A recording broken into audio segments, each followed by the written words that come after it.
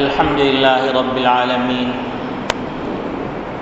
والصلاة والسلام على أشرف الأنبياء والمرسلين وخاتم النبيين محمد وعلى آله وصحبه ومن تبعهم بإحسان ودعا بدعوتهم إلى يوم الدين.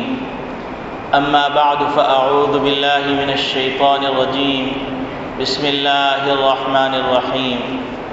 قال الله تبارك وتعالى: والذين إذا فعلوا فاحشة أو ظلموا أنفسهم ذكروا الله فاستغفروا لذنوبهم ومن يغفر الذنوب إلا الله ولم يصروا على ما فعلوا وهم يعلمون. وقال النبي صلى الله عليه وسلم: كل بني آدم خطاء وخير الخطائين التوابون. وقال النبي صلى الله عليه وسلم: التائب من الذنب كمن لا ذنب له. وقال النبي صلى الله عليه وسلم: من لزم الاستغفار جعل الله من كل ضيق مخرجا ومن كل هم فرجا ورزقه من حيث لا يحتسب، او كما قال عليه الصلاة والسلام. میرے محترم بزرگوں، عزیز دوستوں، دینی اسلامی بھائیوں، اللہ رب العالمین نے اس کائنات میں مختلف چیزیں پیدا فرمائیں. ایک طرف دھوپ ہے تو ایک طرف چھاؤں ہے، ایک طرف خوشی ہے تو ایک طرف غمی ہے، ایک طرف راحت ہے تو دوسری طرف بے چینی ہے، ایک طرف عروج ہے تو دوسری طرف زوال ہے، ایک طرف خوبصورتی ہے تو دوسری طرف بدصورتی ہے، ایک طرف سفیدی ہے تو دوسری طرف سیاہی ہے، ایک طرف سبزہ ہے تو دوسری طرف خشکی ہے، ایک طرف بہار ہے تو دوسری طرف خزاں ہے. اللہ رب العالمین نے اس کائنات کو عجیب غریب متضاد چیزوں سے مزین فرمایا، اور ہر چیز دوسری چیز کی قدر و منزلت اور دوسری چیز کی افادیت کو ثابت کرتی ہے. اللہ رب العالمین نے انسان کو پیدا فرمایا تو اس انسان کے اندر خیر بھی رکھا، شر بھی رکھا. فَأَلْهَمَهَا فُجُورَهَا وَتَقْوَاهَا. اور اس انسان کے لیے آزمائش کے لیے ایک طرف ابلیس کو پیدا کر دیا اور دوسری طرف اللہ رب العالمین نے رہنمائی کے لیے انبیاء علیہ السلام کا سلسلہ شروع کر دیا، اور اس سلسلے کو حضرت محمد ربی صلی اللہ علیہ وسلم خاتم النبیین کے اوپر مکمل فرما دیا. حضرت آدم علیہ السلام کی جب پیدائش ہوئی اور نبی کریم صلی اللہ علیہ وسلم کا کلمہ جب دیکھا گیا کہ اللہ کے عرش کے سامنے لکھا ہوا ہے کہ لا الہ الا اللہ محمد الرسول اللہ، تو حضرت آدم علیہ السلام نے دریافت کیا کہ یہ محمد الرسول اللہ کون ہیں؟ تو اللہ رب العالمین نے فرمایا یہ آپ کی اولاد میں ہیں اور آخری پیغمبر ہیں. اگر ان کی پیدائش مقصود نہ ہوتی تو ہم اس کائنات کو سجاتے بھی نہیں. تو ایسے موقع پر اللہ رب العالمین نے ابلیس کو کہا کہ تم آدم کو سجدہ کر دو. ابلیس نے سجدے سے انکار کیا اور بڑی دانشمندی کی دلیل دی، جو بظاہر دانشمندی کی تھی لیکن پرلے درجے کی حماقت کی تھی. اس نے کہا یہ جبین تو صرف اللہ کے سامنے جھک سکتی ہے، مخلوق کے سامنے نہیں جھک سکتی. اس نے قیاس کیا اور بظاہر عقلاء کے لیے یہ بہت واضح قیاس تھا، بہت عقل مندی کا قیاس تھا، لیکن اس نے یہ نہیں سوچا کہ خالق اور مخلوق کے مقابلے میں جب خالق کا حکم ہے تو آدم بھی مخلوق ہیں اور ابلیس بھی مخلوق ہیں، تو مخلوق کو خالق کی اطاعت کرنا ہے، مخلوق کا مخلوق سے موازنہ نہیں ہو رہا۔ تو وہاں پر اس نے بیوقوفی کی اور ٹھوکر کھائی۔ ٹھوکر کھانے کے نتیجے میں ہمیشہ کے راندے دربار ہو گیا۔ راندے دربار ہونے کے بعد اس نے اپنے بغض کا اعلان کیا، اپنی دشمنی کا اعلان کیا، اور اللہ رب العالمین سے کہا کہ مجھے اجازت دیجیے اس وقت تک کے لیے جب تک کے لیے قیامت قائم نہ ہو جائے، اور میں آپ کے بندوں کو بہکاؤں گا، حق کے راستے میں بیٹھ کر ان کو وہاں سے ہٹا دوں گا۔ تو اس دنیا کے اندر ایک طرف آدم علیہ السلام تشریف لا رہے ہیں تو دوسری طرف ایک شیطانی طاقت بھی آ رہی ہے، ابلیس اور اس کے شتنگڑے۔ ابلیس کا کام تھا لوگوں کو گناہوں کی طرف آمادہ کرنا، اور انبیاء علیہ السلام کا جو سلسلہ تھا لوگوں کو ہدایت کی طرف لے کے آنا، گناہوں سے بچانا۔ تو اب کبھی ابلیس غالب آتا، کبھی روحانی طاقتیں غالب آتی، نورانی طاقتیں غالب آتی، کیونکہ اللہ رب العالمین نے انسان کے اندر دونوں طاقتیں رکھی تھیں، فَأَلْهَمَهَا فُجُورَهَا وَتَقْوَاهَا، اور یہ اعلان کر دیا تھا کہ فَمَن يَعْمَلْ مِثْقَالَ ذَرَّةٍ خَيْرًا يَرَهُ وَمَن يَعْمَلْ مِثْقَالَ ذَرَّةٍ شَرًّا يَرَهُ۔ تو اب دونوں طاقتوں کا مقابلہ چل رہا ہے۔ تو یہ کیسے ممکن ہے کہ اللہ رب العالمین حکیم ہو اور اللہ رب العالمین باطل طاقت کے مقابلے میں کوئی اس کا مداوع پیدا نہ فرما دے اور اس کا ازالہ پیدا نہ فرما دے؟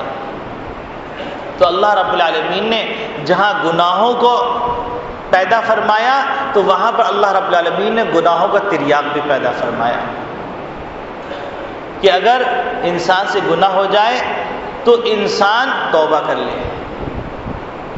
یہ اللہ رب العالمین نے اس کا تریاق پیدا فرما دیا، یعنی گناہ تاریکی ہے اور توبہ روشنی۔ تو اللہ رب العالمین نے تاریکی اور روشنی کی جو آپس میں ٹسل ہے، جو مقابلہ ہے کہ یا تو تاریکی ہوگی یا روشنی ہوگی۔ آپ دیکھیے رات جب آتی ہے تو روشنی کہیں نظر نہیں آتی، لیکن جب سورج نکلتا ہے تو کسی کونے کھدرے کے اندر تاریکی نظر نہیں آتی۔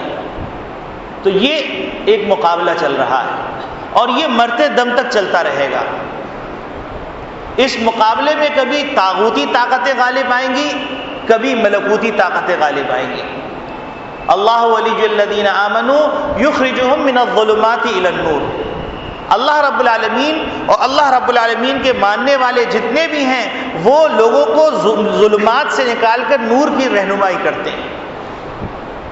والذین کفروا اولیاءہم الطاغوت، اور جو کافر لوگ ہیں ان کے دوست شیاطین ہیں۔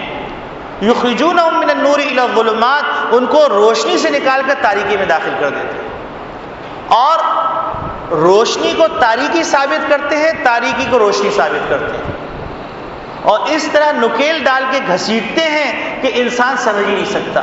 آپ دیکھیے کہ بڑے بڑے سائنٹسٹ ہیں، بڑے بڑی چیزیں ایجاد کر رہے ہیں، بڑے بڑے اسکالرز ہیں، بڑے بڑے فلاسفرز ہیں، بڑے بڑے تھنکرز ہیں، بڑے بڑے پوری نظام زندگی کو بنانے کا دعویٰ کرنے والے ہیں، لیکن ایک موٹی سی بات کہ اس کائنات کو پیدا کرنے والا کوئی ہے، اور جب اس کائنات کا پیدا کرنے والا کوئی ہے تو اس کی اجازت کے بغیر کوئی چیز چل نہیں سکتی، اس کی منشا کے بغیر چلنے میں ناکامی ہے، یہ بات سمجھ میں نہیں آتی۔ عقلاء ہیں، دنیا کے عقلاء سمجھے جاتے ہیں، معقولات کے امام سمجھے جاتے ہیں، ایجادات کے امام سمجھے جاتے ہیں، اور اس بات کو مانتے ہیں کہ ہر ایکشن کا ری ایکشن ہوتا ہے، فورس میں ایکشن ری ایکشن برابر ہوتے ہیں، لیکن یہ بات تسلیم کرنے کے لیے تیار نہیں کہ خالق کائنات بھی ہے۔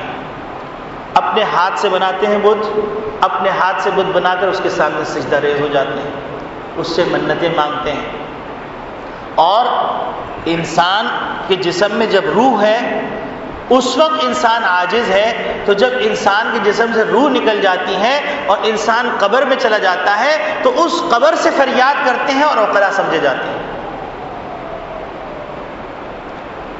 بڑے بڑے عقلاء، ایسے ایسے افراد جو مختلف طبقہائے زندگی کے اندر نمائندگی کرتے ہوئے نظر آتے ہیں، لیکن وہ درگاہوں کے سامنے سجدہ ریز ہو کر درگاہوں سے مانگتے ہیں.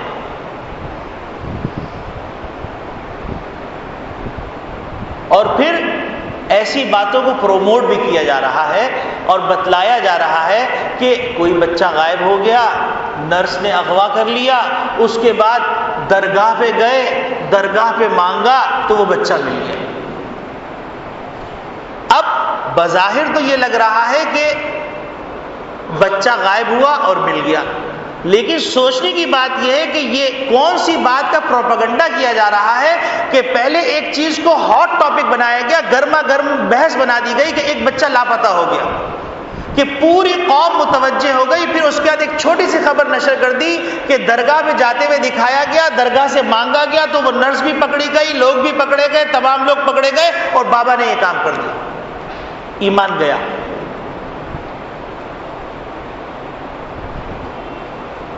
اللہ رب العالمین نفع دینے والے ہیں، اللہ رب العالمین نقصان دینے والے ہیں، اللہ عزت دینے والے ہیں، اللہ خوشیاں دینے والے ہیں، اللہ اولاد دینے والے ہیں، اللہ لڑکا دینے والے ہیں، اللہ لڑکی دینے والے ہیں، اللہ رزق دینے والے ہیں، اللہ عزت دینے والے ہیں، اللہ شہرت دینے والے ہیں. اس بات کا یقین اگر دل میں نہیں رہا تو ایمان گیا اور پتہ بھی نہیں چلا. چھوٹی سی خبر نشر کر دی گئی اور کتنے لوگوں کو یہ عقیدہ ہو گیا کہ اولاد درگاہ سے ملے گی اور پریشانی کا حل بابا کریں گے. تو اگر سمجھنا ہو تو آپ بتائیے، مورتیوں کے سامنے ہندو کھڑے ہو کر جب اپنے بتوں سے مانگتے ہیں، کیا ان کی بھی اللہ فریاد پوری نہیں کرتے؟ سنستدرجہم من حیث لا یعلمون، ہم ان کو ایسی ڈھیل دیتے ہیں ان کو پتہ بھی نہیں چلتا. کیا لوگ لات منات عزا کے سامنے جا کر پرستش نہیں کیا کرتے تھے؟ اس سے فریاد نہیں کرتے تھے؟ اس سے داد رسی نہیں کرتے تھے؟ اور اللہ رب العالمین کی طرف سے ڈھیل دی جاتی کہ ٹھیک ہے تم اور آزمائش میں چلے جاؤ، اور آزمائش میں چلے جاؤ، چونکہ دنیا دارالامتحان ہے. اور بظاہر لگتا بابا نے بات سن لی، بابا نے یہ کام کر دیا.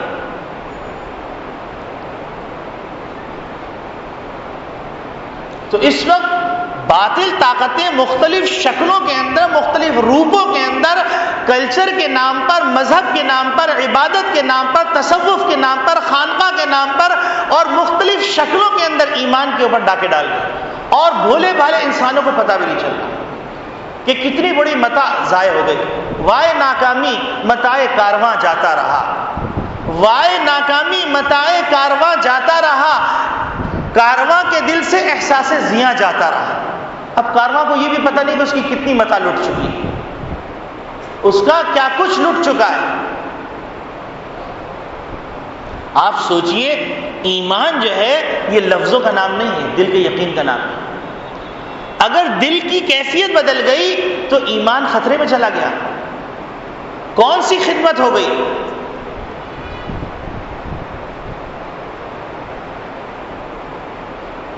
تو اللہ رب العالمین نے ایک طرف دھوپ پیدا کی ہے تو ایک طرف چھاؤں پیدا کی، ایک طرف ایمان پیدا کیا ہے تو ایک طرف کفر پیدا کیا. اور اللہ رب العالمین نے کہہ دیا کہ فمن شاء فلیؤمن ومن شاء فلیکفر، جو چاہے باطل کا راستہ اختیار کر لے اور جو چاہے کفر کا راستہ اختیار کر لے. یہ اختیار نہیں دیا گیا ہے بلکہ یہ بتلایا گیا ہے کہ تم کو ایک پاؤں پہ اٹھانے کی اجازت دی گئی ہے، ایک پاؤں کے اوپر کھڑے رہنے کی اجازت دی گئی. لیکن اگر کفر کا راستہ اختیار کرو گے، اولئک اصحاب الجحیم، اولئک اصحاب النار، اولئک اصحاب الجہنم، یہ تمام باتیں سنائی گئی. ہم فیہا خالدون کہا گیا. تلفح وجوہہم النار، ان کے چہرے آگ کے انگاروں سے جھلس جائیں گے. یہ سب بتا دیا. یہ بھی بتا دیا کہ کلما نضجت جلودہم بدلناہم جلودا غیرہا لیذوقوا العذاب، کہ جھلس جھلس کر آگ جھلس جائے گی تو اس کے اوپر ایک اور کھال جھلس جائے گی تو اس کے اوپر ایک اور کھال پیدا کر دی جائے تاکہ عذاب کا مزہ چکھتے رہے. اور یہ سب دین کے نام پر ہو رہا ہے. یہ سارے کام دین کے نام پر ہو رہے ہیں. اور کتنے لوگوں کا ایمان چلا جا رہا ہے, اللہ معاف فرمائے. تو ایک طرف اللہ رب العالمین نے گناہ پیدا فرمایا ہے تو دوسری طرف اس کا تریاق بھی دیا. اور محمد عربی صلی اللہ علیہ وسلم پر ہم سب کو قربان ہو جانا چاہیے کہ ان کے صدقے میں گناہ سامنے نہیں آتے, ورنہ پہلی امتوں میں تو گناہ گار کا نام اور گناہ کی فہرست دروازے پہ آ جایا کرتی تھی.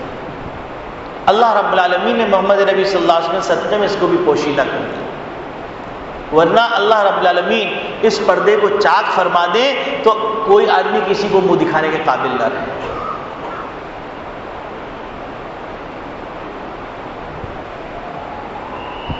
اللہ رب العالمین ارشاد فرماتے ہیں والذین اذا فعلوا فاحشۃ او ظلموا انفسهم, جب کوئی بندہ کوئی فحش کام کرتا ہے اور اپنے نفس پہ ظلم کرتا ہے تو اللہ کو یاد کرے, واستغفروا لذنوبہم, اور اللہ سے اپنے گناہوں کا استغفار کرے.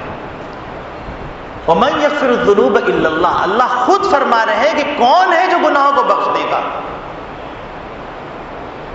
وَلَمْ يُصِرُّوا عَلَى مَا فَعَلُوا وَهُمْ يَعْلَمُونَ, لیکن توبہ کی قبولیت کا مدار اس بات پر ہے کہ گناہ پہ اصرار نہ ہو. نبی کریم صلی اللہ علیہ وسلم نے ارشاد فرمایا کہ ما اصر من استغفر, جو استغفار کرتا ہے وہ اصرار کرنے والوں میں شمار نہیں ہوتا.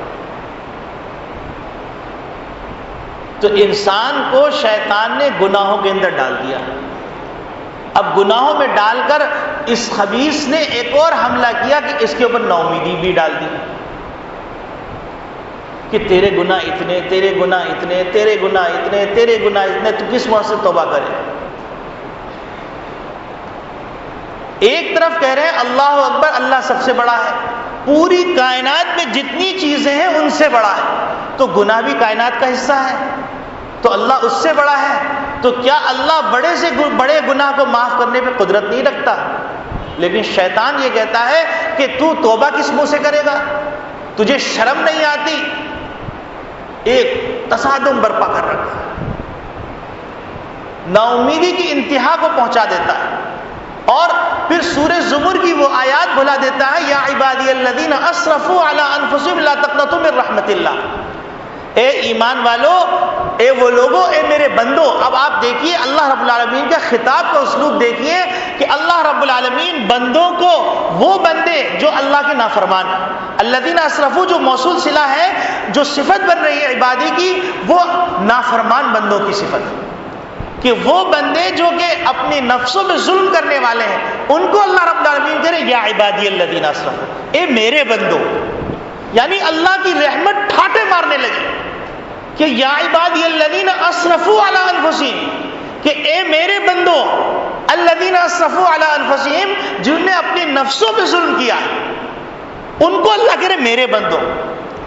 کیونکہ اللہ رب العالمین اگلا جو جملہ فرمانے جا رہے ہیں یا عبادی الذین کے اندر اس کی چاشنی موجود ہے, اس کے جملے کی سننے کے متوجہ کرنے کی, اللہ رب العالمین کی رحمت کے اوپر یقین کامل کرنے کے لیے جملہ ہے لا تقنطوا من رحمت اللہ, اللہ کی رحمت سے نا امید نہ ہو.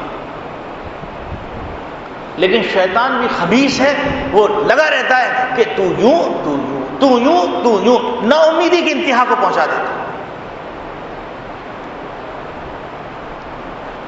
تو اللہ رب العالمین نے جہاں دھوپ پیدا کی ہے وہاں چھاؤ بھی پیدا کی ہے, اور اس دروازے کو اللہ رب العالمین نے کب تک کھلا رکھا ہے, وَأَنِيبُوا إِلَىٰ رَبِّكُمْ, اپنے پروردگار کی طرف متوجہ ہو اس وقت تک جب تک کہ موت کے فرشتے کو نہ دیکھ لو. یہ دروازہ اس وقت تک کھلا ہوا ہے. لیکن شیطان یہ کہتا ہے کہ تجھے یہ پریشانی آ گئی تو اب تیری توبہ قبول نہیں, باولا بنا کے رکھ دیا اور خپتی بنا دیا. وہ باتیں جو نص سے قطعی سے ثابت ہیں ان باتوں سے بھی انسان کو بہکا دی. انسان پاگل ہو کر, خپتی ہو کر کبھی بابا کے پاس جا رہا ہے, ایک طرف گناہ کا وبال, دوسری طرف شرک کا وبال. اللہ رب العالمین کہہ رہے ہیں ان اللہ لا یغفر ان یشرک بہ ویغفر ما دون ذلک لمن یشاء، کتنے سے بڑا گناہ کیوں ہو اللہ اس کو بخش دے گے سوائے شرک کے۔ تو شیطان نکیل ڈال کے گھسیٹتا ہے، گھسیٹنے کے بعد کہتا ہے کہ تو نے اتنے گناہ کیے، چل تیری لگام پکڑ کے میں لے جاتا ہوں، بابا کے سامنے سجدہ کروا دیتا ہوں تاکہ ایمان جو باقی وہ بھی چلا جائے۔ اور یہ سب ہو رہا ہے عبادت کے نام پر، یہ سب ہو رہا ہے مذہب کے نام پر۔ محمد ربی صلی اللہ علیہ وسلم تو فرما رہے ہیں لا تتخذوا قبری وثنا یعبد، میری قبر کو سجدے گاہ نہ بنانا۔ تو نبی سے بڑی کوئی ذات ہو سکتی ہے؟ لیکن شیطان نے بتوں کی پرستش سے چھوڑ دیا، باباؤں کی پرستش پہ لے گئے، باضابطہ طور پر سجدہ ہو رہا ہے۔ تو میرے عزیز دوستو بھائیو، اللہ رب العالمین نے ایک طرف گناہ ہے تو دوسری طرف اس کا تریاق دیا۔ جیسے ایک بزرگ فرمانے لگے کہ ایک دفعہ وہ ساؤتھ افریقہ گئے، تو ساؤتھ افریقہ میں سفر میں ایک جگہ نماز کا وقت ہو گیا، تو کہنے لگے ہمارا قافلہ وہاں رک گیا۔ قافلہ رکنے کے بعد ہم نے مصلی بچھایا، نماز پڑھی، تو ایک درخت دیکھا بہت خوبصورت کہ دل چاہا کہ اس کے پتے کو توڑ لوں۔ تو وہ فرمانے لگے میں نے ہاتھ بڑھایا، تو ہاتھ بڑھانے کے ساتھ ہی جو میرے میزبان تھے انہوں نے ہاتھ روک لیا، ارے مولانا کیا کر رہے ہیں آپ، یہ اتنا خطرناک ہے، دیکھنے میں بہت خوبصورت ہے لیکن آپ نے اس کو ہاتھ نہیں لگایا، جیسے بچھو کا ڈنگ لگتا ہے اس طرح ڈنگ لگے گا اور اس طرح تکلیف ہوگی کہ آپ سوچ نہیں سکتے۔ تو بزرگ نے ہاتھ ہٹا لیا اور فرمائے لگے عجیب معاملہ ہے۔ اور پھر وہ کہنے لگے کہ اگر فرض کرو کسی نے بے خیالی میں پکڑ لیا تو پھر اس کا کیا حل ہے؟ تو وہ میزبان کہنے لگے کہ حضرت اللہ رب العالمین نے اس کا تریاق اس کی جڑ میں رکھا ہے، کسی نے اگر اس پتے کو ہاتھ لگا لیا اس کو سوزش ہوتی رہے گی جب تک کہ اس کی جڑ سے ایک دانہ ہے وہ نکال کے مل نہ لے لیا جائے، اس وقت تک وہ سوزش ختم نہیں ہوتی۔ تو اللہ رب العالمین نے گناہ کا تریاق اس کی جڑ میں رکھا ہے، ندامت کی صورت، توبہ کی صورت، استغفار کی صورت، رجوع الی اللہ کی صورت۔ اب دو لفظ ہوتے ہیں، ایک لفظ توبہ، ایک لفظ استغفار۔ بظاہر لگتا ہے کہ توبہ استغفار دونوں ایک ہی چیز ہے، حالانکہ توبہ استغفار دونوں میں فرق ہے۔ ایک بزرگ فرمائے لگے استغفار توبہ کی سیڑھی ہے کہ جو گناہ ہو جائے ویسے استغفار کر لو، لیکن توبہ کے لیے چند شرائط ہیں، وہ شرائط پوری کر دی جائیں تو توبہ ہو جائے گی، اور جب تک توبہ کی شرائط پوری کرنے کی استعداد پیدا نہیں ہو رہی تو اس وقت تک ان گناہوں پر استغفار کرتے رہیں۔ اس کو پھر ایک مثال سے سمجھایا، فرمانے لگے کہ دیکھو توبہ کی جو شرائط ہیں، ایک شرط تو یہ ہے کہ ان یقلع عن المعصیہ، وہ گناہ چھوڑ دے، دوسری شرط یہ ہے ان یندم علیہا، اس پر ندامت ہو، شرمندگی ہو۔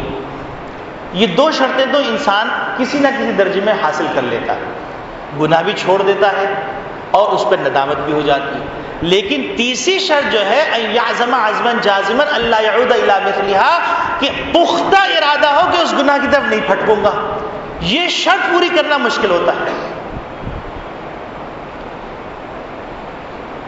اب یہاں پر ایک اور مسئلہ پیدا ہوتا ہے کہ بعض دفعہ عزم بھی ہو جاتا ہے لیکن ساتھ ساتھ یہ فکر لاحق ہوتی ہے کہ پتہ نہیں میں اس میں قائم دائم رہوں گا کہ نہیں رہوں گا۔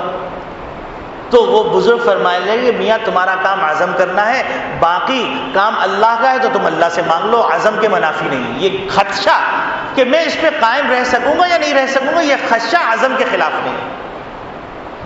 اس خدشے کو دور کرنے کے لیے اللہ سے مانگ لو کہ اے اللہ میرے بس میں جتنا تھا وہ میں نے کر لیا، اب آپ اپنا کام کیجیے۔ جیسے کہ ایک بزرگ تھے، ان بزرگ نے معلوم کیا کہ ایک خاتون تھی، اللہ نے ان کو حسن و جمال دیا تھا، تو مختلف لوگ ان کے پاس آیا کرتے تھے۔ تو بزرگ نے اپنے مرید سے کہا کہ ان خاتون کی رات کی قیمت معلوم کرو۔ تو ان کے مرید پریشان ہو گئے، بزرگ کو کیا ہوگا، کیسی غلیظ بات کر رہے ہیں، لیکن شیخ کی بات ماننی تھی، انہوں نے جا کے معلوم کی، اور معلوم کرنے کے بعد بزرگ نے کہا ٹھیک ہے یہ رقم اس کو بھیج دو، کہو آج کی رات میرے نام ہے۔ اب وہ بزرگ وہاں پہنچ گئے پہنچنے کے بعد انہوں نے کہا کہ دیکھو یہ جو پیسے میں نے دیے ہیں آج کی رات میرے نام ہے. انہوں نے کہا بالکل آپ کے نام ہے. انہوں نے کہا اچھا میں جو کہوں وہ کرو گی؟ انہوں نے کہا بالکل کروں گی. انہوں نے اپنے پاس سے ایک پاک صاف کپڑا نکالا, کہا غسل کرو اور یہ کپڑے پہن لو. انہوں نے وہ کپڑے پہن لیے. کپڑے پہننے کے بعد وہ بزرگ فرمائے لگے اب تم مصلی پہ بیٹھ جاؤ اور 2 رکعت کی نیت کر لو. اور بزرگ نے ادھر مصلی پکڑا اور اللہ سے مانگنا شروع کیا, اے اللہ میرے بس میں تھا اس کو پاک صاف کر کے مصلی تک لے کے آنا, اب آگے آپ اپنا کام کر دیجیے. تو بزرگ فرمائے لگے کہ یہ جو نفس ہے اس نفس کو تم عزم پہ لے کے آ جاؤ, باقی اللہ کے حوالے کر دو. اے پروردگار عالم میں یہاں تک لے آیا, اب مجھے خدشات ہیں اور پریشانیاں ہیں, اے اللہ اب آپ اگلا کام کر دیجیے, اس عزم پہ مجھے ثابت قدمی نصیب فرما دیں. اب بعض دفعہ ایسا موقع آتا ہے کہ وہاں پر عزم بھی نہیں ہو پاتا. مثال کے طور پر ایک آدمی بینک کے اندر ملازم ہے, سارا معاملہ اس کا سودی ہے. اب اگر وہ چھوڑتا ہے تو بیوی بچے, بہن بھائی, ماں باپ اور دیگر اخراجات ہیں, وہ کیا کرے؟ تو کیا وہ توبہ نہ کرے؟ اور اگر نہیں چھوڑتا تو ایک مصیبت میں مبتلا ہے. تو یہاں پر امام غزالی رحمۃ اللہ علیہ فرماتے ہیں ایسا گناہ جس گناہ کے چھوڑنے کا عزم نہیں ہو پا رہا وہاں پر وہ استغفار کرتا رہے. یہ استغفار سیڑھی بن جائے گی توبہ کے لیے کہ اللہ رب العالمین کے سامنے اپنی ندامت اور شرمندگی کا اظہار کرتا رہے گا, تو اللہ رب العالمین تمام اسباب کے پیدا کرنے والے ہیں, اسباب کو مہیا کرنے والے ہیں. اللہ رب العالمین ایسے حالات پیدا کر دیں گے کہ وہ اس گناہ سے نکل جائے. شیطان نے یہاں پر بھی دھوکے میں ڈال دیا, کہہ دیا کہ تم توبہ کیسے کر سکتے ہو, 30 شرط پوری نہیں ہو سکتی. تو امام غزالی رحمۃ اللہ علیہ نے کہا کہ تم اس 30 شرط کے پورا کرنے کی سیڑھی پر چڑھ جاؤ, یہ شرط بھی پوری ہو جائے گی کہ صبح شام استغفار کرتے. جیسا کہ ایک آدمی ہے اس کو داڑھی رکھنے کی ہمت نہیں ہو رہی, ایک عورت ہے اس کو برقع پہننے کی ہمت نہیں ہو رہی. اب ٹسل چل رہی ہے, یقینی بات ہے ایک واجب چھوٹ رہا ہے, ایک فرض چھوٹ رہا ہے. انکار کرتے ہیں تو کفر لازم آتا ہے, اقرار کرتے ہیں تو اس میں پریشانی ہوتی. تو ایسے موقع پر ہمارے والد صاحب رحمۃ اللہ علیہ فرماتے ہیں صبح شام استغفار کرتے ہیں. تو ایک وقت آئے گا تمہیں اللہ رب العالمین توبہ کی سیڑھی پہ چڑھا دیں گے. تو میرے عزیز دوستو بھائیوں, ہم سے توبہ کا بھی مطالبہ ہے, استغفار کا بھی مطالبہ ہے. پھر توبہ کی بھی 2 قسمیں ہیں, ایک توبہ تفصیلی ہے, ایک توبہ اجمالی.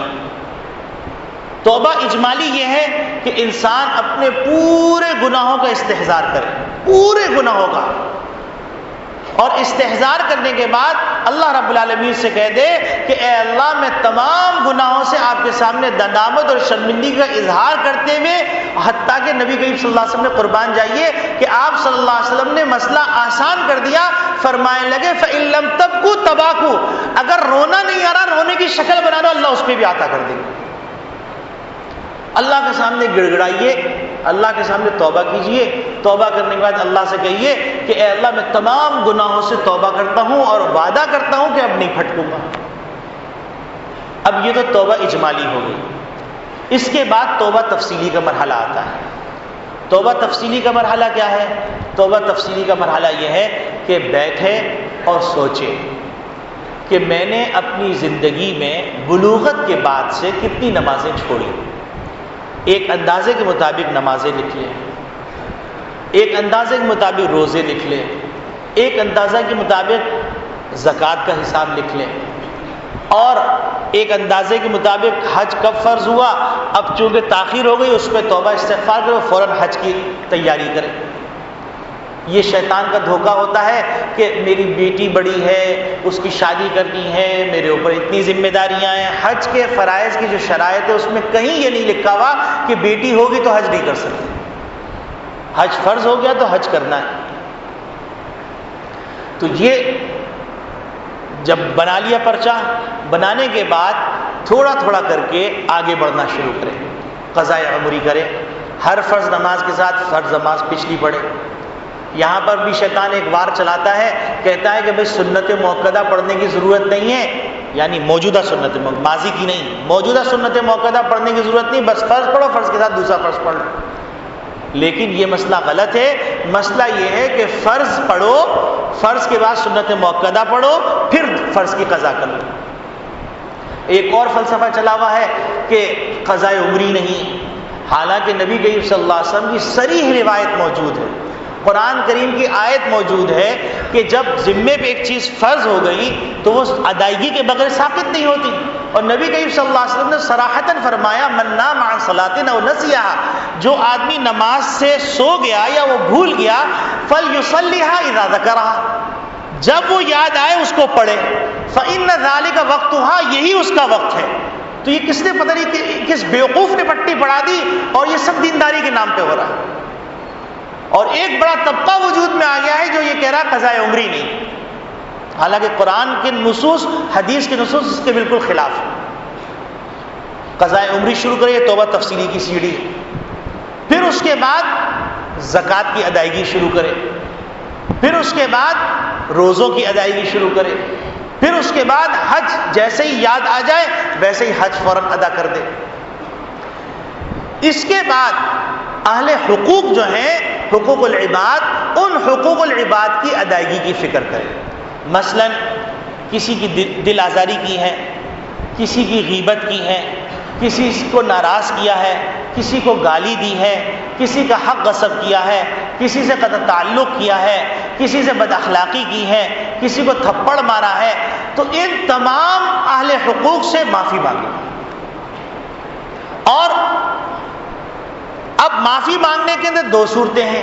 ایک صورت یہ کہ ان سے یہ کہہ دیں کہ بھیا آپ مجھے معاف کر دیجئے اور اپنی تفصیلات بتا دیں، لیکن اتنی جرأت تو نہیں ہے، تو کہہ دیں بھائی میں نے کوئی بھی زندگی میں آپ کو تکلیف پہنچائی ہو، زبان سے، ہاتھ سے، تصور سے، آپ اس کو معاف کر دیجئے اللہ کی، اور آپ کا جو حق میں نے غصب کیا ہے وہ حق آپ لے لیجئے، یا وہ حق مجھے معاف کر دیجئے، یا مجھے اس حق کی ادائیگی کے لیے ٹائم دے دیجئے، میں تھوڑا تھوڑا کر کے وہ حق ادا کر دوں۔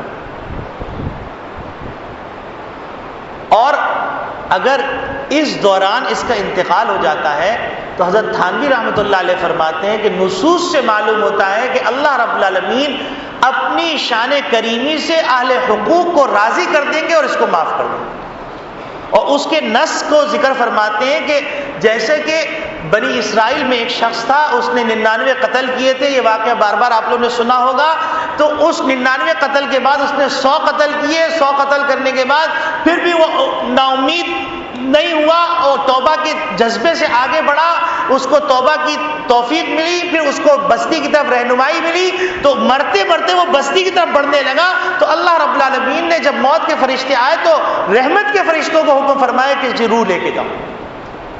تو حضرت تھانوی رحمۃ اللہ علیہ فرماتے ہیں کہ توبہ تفصیلی کرنے کے بعد اہل حقوق کی ادائیگی کرتے کرتے، نمازوں کی ادائیگی کرتے کرتے اگر دنیا سے رخصت ہو گیا تو اللہ رب العالمین اپنے فضل سے اس کا معاملہ صاف کر دے۔ اور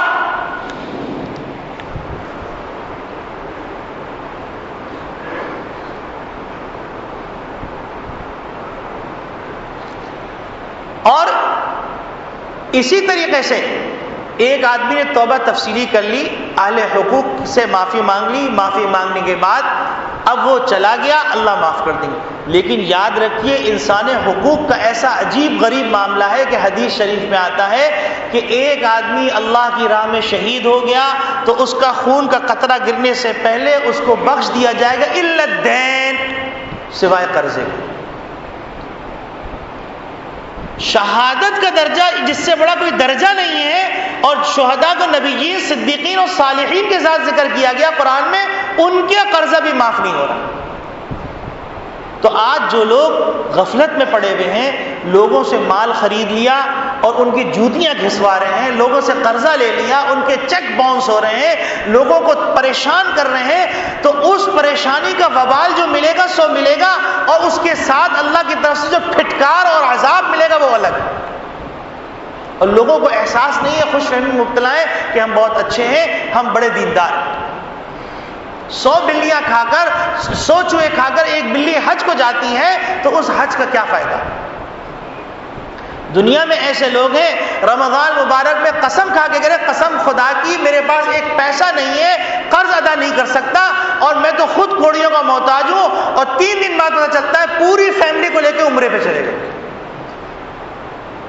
فری میں ہوا تھا عمرہ، شاہ فہد نے یا شاہ خالد نے یا شاہ عبداللہ نے حج کے خرچہ بھیجا تھا، عمرے کا خرچہ بھیجا تھا اور اپنے گھر میں رہائش دی تھی اور اپنے بدبخت سے کھانا لنگر ایشو کیا تھا۔ رمضان مبارک میں حضرت علی المرتضیٰ رضی اللہ عنہ کا قول ہے کہ رمضان مبارک میں جھوٹ بولنے سے روزہ ایسے ٹوٹ جاتا ہے جیسے کہ کھانا کھانے سے۔ ہم جھوٹ کو جھوٹ ہی نہیں سمجھتے اور اہل حقوق کی ادائیگی کی فکر ہی نہیں کرتے۔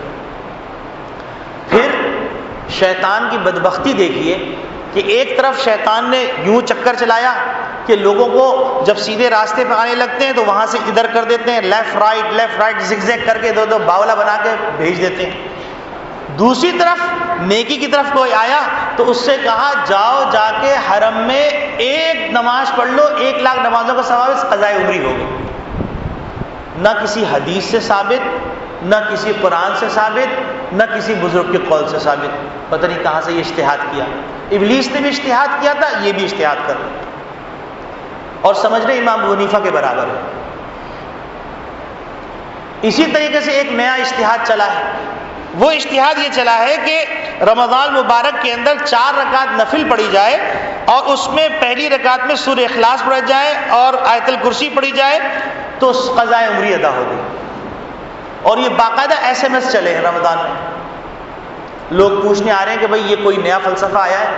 وحی کا سلسلہ تو منقطع ہو چکا ہے۔ جب وحی کا سلسلہ منقطع ہو گیا تو یہ شیطان ہی جو ہے ان شیاطین لیوحون الی اولیاءہم، قرآن میں نص صریح کے ساتھ موجود ہے۔ انبیاء علیہ السلام کے اختتام پر نبی کو وحی ہوتی تھی، وہ سلسلہ ختم ہو گیا، لیکن اب ابلیس کے جو پیروکار ہیں ان کو وحی ہوتی ہے۔ وَإِنَّ الشَّيَاطِينَ لَيُوحُونَ إِلَىٰ أَوْلِيَائِهِمْ، شیاطین اپنے دوستوں کو وحی کرتے ہیں، اس کو وہ الہام کہتے ہیں، اس کو معرفت کا راستہ کہتے ہیں، اس کو جو ہے کشف کہتے ہیں، اس کو پتہ نہیں کیا کیا کہتے ہیں۔ شیطان نے نکیل ڈالی بھی، گھسیٹ رہا اور اس وقت چھوڑے گا جب جہنم میں پھینک دیے جائے۔ تو میرے عزیز دوستو بھائیو، اللہ رب العالمین فرما رہے ہیں والذین اذا فعلوا فاحشة او ظلموا انفسهم ذکروا اللہ فاستغفروا لذنوبهم ومن یغفر الذنوب الا اللہ ولم یصروا علی ما فعلوا وهم یعلمون۔ جو لوگ فحش کام کرتے ہیں، فحش کام انہوں نے کیا یا کوئی گناہ کیا، اپنے نفس پر ظلم کیا، تو فاستغفروا ذنوبهم، وہ ذکر اللہ کو یاد کریں اور فاستغفروا ذنوبهم، اپنے گناہوں پر استغفار کریں، اور اللہ کے سوا کوئی بخشنے والا نہیں ہے، اور ولم یصروا علی ما فعلوا وهم یعلمون، اپنے کیے پر اصرار نہ کریں۔ اور اللہ رب العالمین ارشاد فرما رہے ہیں یا ایھا الذین آمنوا توبوا الی اللہ توبۃ نصوحا، اور نبی کریم صلی اللہ علیہ وسلم ارشاد فرما رہے ہیں التائب من الذنب کمن لا ذنب لہ۔ اللہ رب العالمین ہم سب کو توبہ کی توفیق عطا فرمائے، توبہ تفصیلی کی بھی توفیق عطا فرمائے، توبہ اجمالی کی بھی توفیق عطا فرمائے، توبہ پر استقامت نصیب فرمائے۔ اللہ رب العالمین توبہ کی جو سیڑھی ہے استغفار، اس پہ قدم رکھنے کی توفیق